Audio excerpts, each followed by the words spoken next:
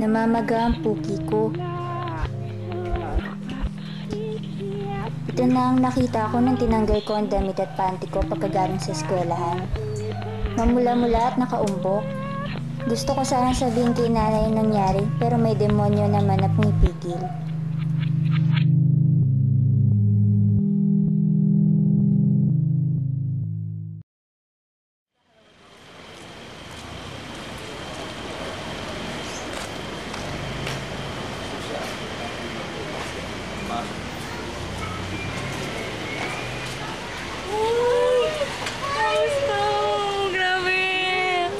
Uy, may ginagawa ka ba? Bakit? Kain tayo sa Rodix. Rodix? Libre mo? Wala akong pera. Gaga ka talaga. Sige, halika na. Okay, yay!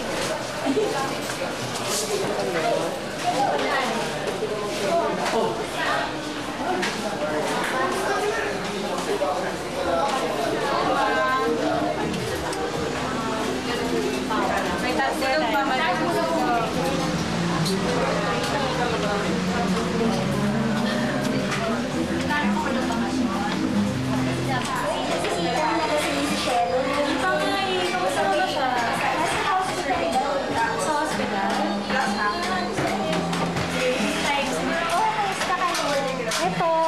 naman. Meron lang sana akong gusto sabihin sa'yo, friend. Kasi napansin ko lang, ano ba yung moda mo ngayon? Nakikita ng skirt mo.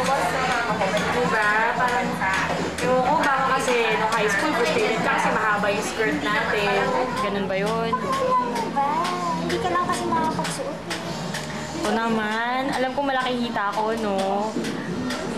Pero kasi ako lang, ang akin lang naman, concerned ako kasi ano yung parang wala kang ng moral values. Ang ibig sabihin ko, paano kapag merong rapist, tapos makita yung legs mo, masigaw sa legs mo, tapos ma-rape ka. Tinan mo naman yung skirt mo, abot na dun sa puwet mo. Napakailaman ka ako. Diba? Hindi naman sa ganun. Look, friendship, I'm just concerned. Ang advice ko, you pray every day, read the Bible. Okay? Huwag ka namang ma-offend. Let's eat na. Let's pray first.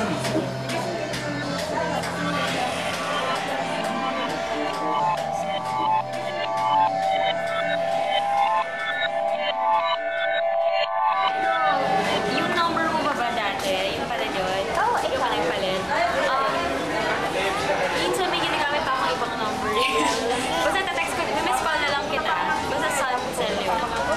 Okay, sige. Bye-bye.